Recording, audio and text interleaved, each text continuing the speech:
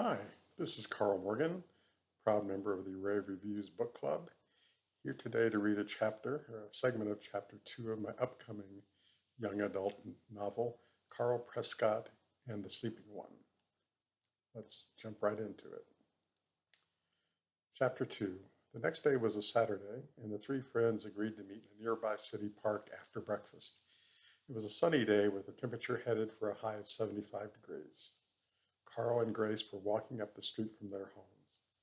Did your folks tell you anything about the institution, Grace? No, but I think they'll send me. Sometimes I hear them talking in their room when I'm in bed. Remember how Bert said he thinks his mother's boyfriend is afraid of him?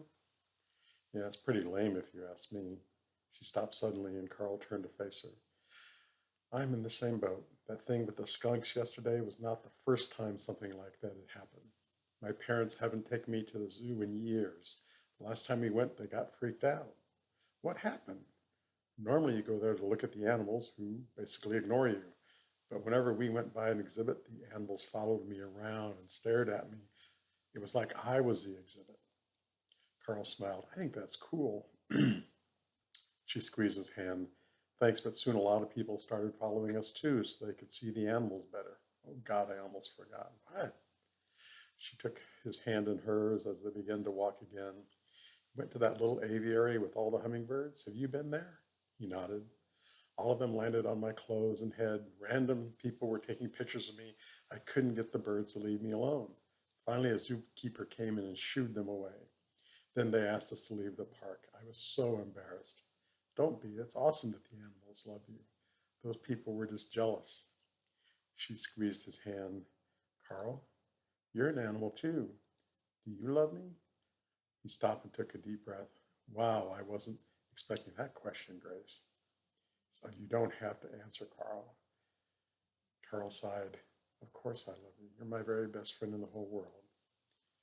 Grace replied, I love you too, Carl. Let's go see Bert. As they walked hand in hand for the last few blocks, the weather changed. Dark clouds had moved in from behind them. The park was in front of them now, and they could see Bert sitting inside the gazebo located in the center of the grassy area. The wind speed was also increasing, and the boughs of the nearby trees were flexing in the stiffening breeze. Bert sat facing in the opposite direction. His elbows were on his knees, and he held his head in his hands. A light sprinkling of rain began to fall as they walked across the grass. I think there was any chance of rain today, Grace.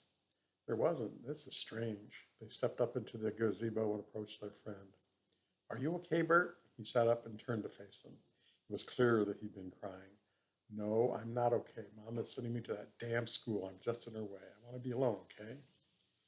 Grace sat and put her arm around his shoulders. We're your friends, Bert. We want to help.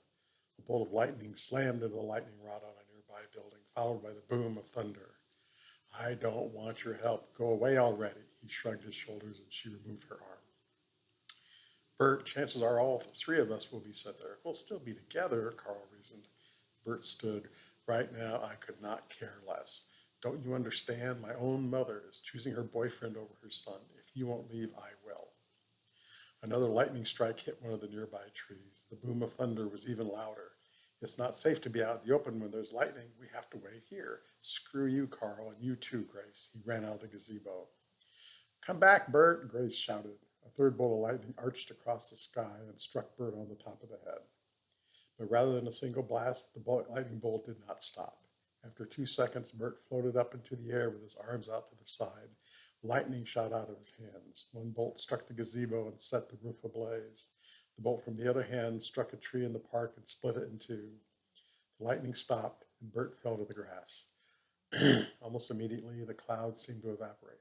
In less than 30 seconds, the sun was shining again as Grace and Carl raced over to their friend. They had expected to find him gravely injured or dead, but instead found him laughing. They stood over him. Was that cool or what? He said, and then started laughing again. He stuck out his arms and spread his fingers. Tiny sparks of electricity flashed through his hands. After a few more seconds, it stopped, and Bert stood.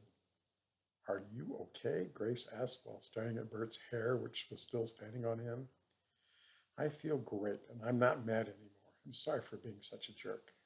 Carl smiled. You're alive, and that's all that matters.